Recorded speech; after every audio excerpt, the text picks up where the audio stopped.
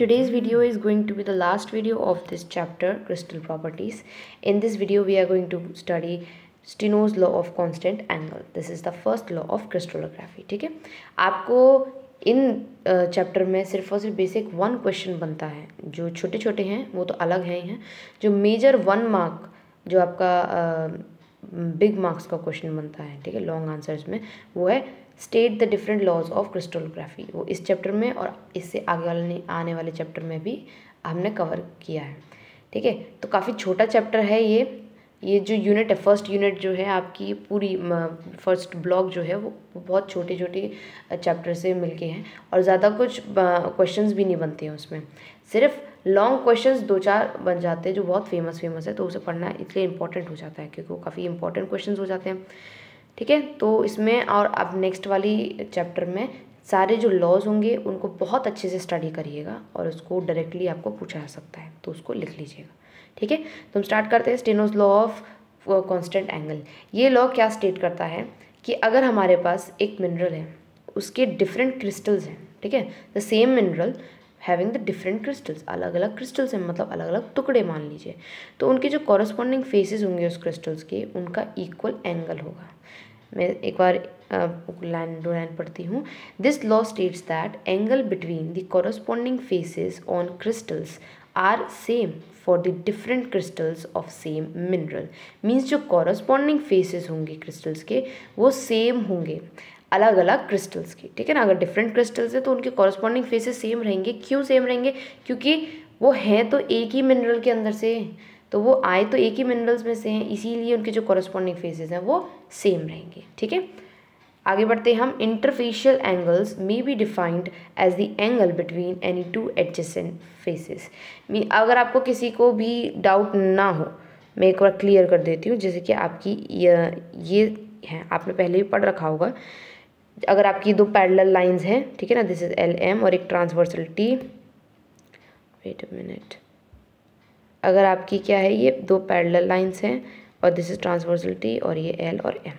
ठीक है, तो ये वाला एंगल और उसके जस्ट सामने वाला एंगल, मतलब उसके पड़ोस वाला एंगल जो उसके घर के बिल्कुल सामने है, मतलब इसको अगर मैं मान लूँ 1 तो इसको मैं मानूंगी क्या 2. ठीक है, तो 1 और 2 जो होंगे वो कॉरस्पॉन्डिंग एंगल्स माने जाएंगे. On the other hand 1 and 3 will be called as alternate angles. ठीक है ना, means adjacent angle, sorry, adjacent angles. whereas 3 and 2 will be called as alternate angles. तो alternate angles तो यहाँ पर बात नहीं हुई है, 2 ही चीज़ों की बात हुई है, that is corresponding and adjacent. तो corresponding सामने वाले, ठीक है ना, आपके घर का बिल्कुल सामने वाला घर corresponding, और adjacent मतलब कि आपके घर के बगल वाला घर, means adjacent. ठीक है ना, आई होप अब आपको कोई डाउट ना हो.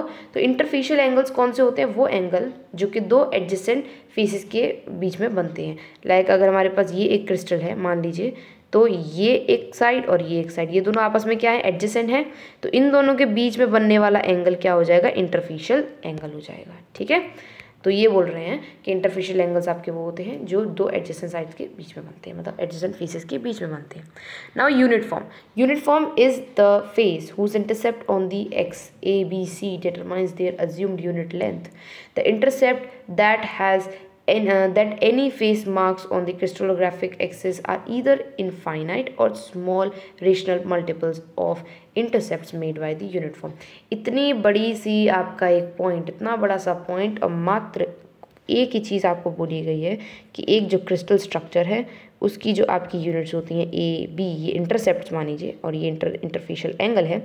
बस ये इंटरफेशियल एंगल्स क्या होते हैं, स्मॉल रेशनल मल्टीपल्स होते हैं यूनिट फॉर्म के. यूनिट फॉर्म मतलब जिन छोटे छोटे यूनिट से, जिन छोटे छोटे क्रिस्टल से ये बड़ा क्रिस्टल बना, वो यूनिट फॉर्म कही जाएंगी. ठीक है ना, तो कहने की कोशिश कर रहे हैं कि ये जो आपकी इंटरसेप्ट्स होंगे इस बिग क्रिस्टल के, वो रेशनल मल्टीपल होंगे इन यूनिट फॉर्म्स के. बस यही बोला गया है इस वाले पॉइंट में कि जो इंटरसेप्ट्स हैं, जो क्रिस्टल के इंटरसेप्ट्स हैं, वो रेशनल मल्टीपल्स होते हैं किसके, यूनिट फॉर्म के.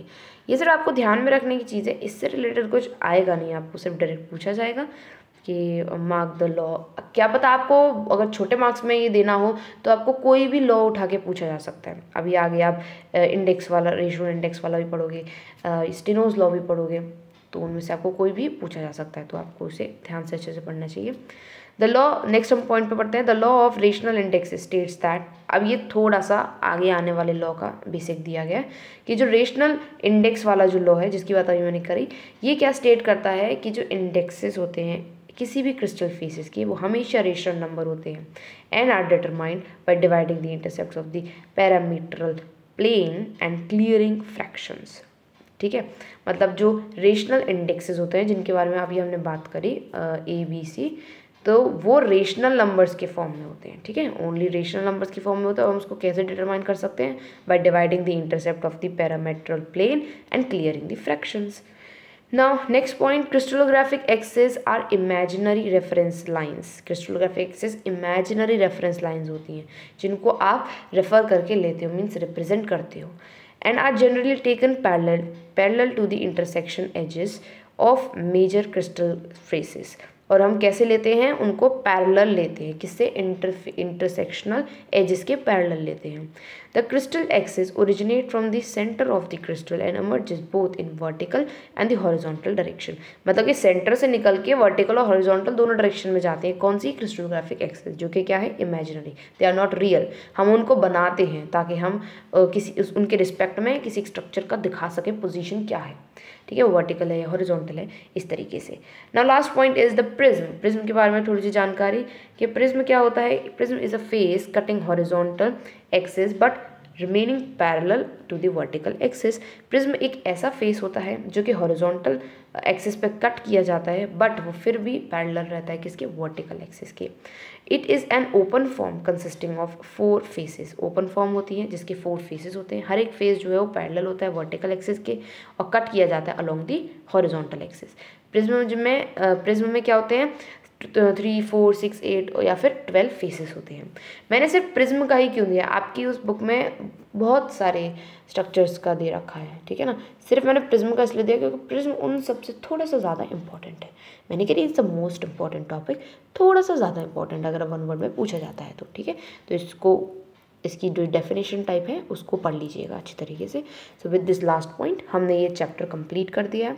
अब हम नेक्स्ट वीडियो में नेक्स्ट चैप्टर लेके आएंगे, ठीक है ना। इस ब्लॉक में या आप BGYCT 133 में काफ़ी छोटे छोटे चैप्टर्स आपको देखने को मिलेंगे as compare to that one of BGYCT 131।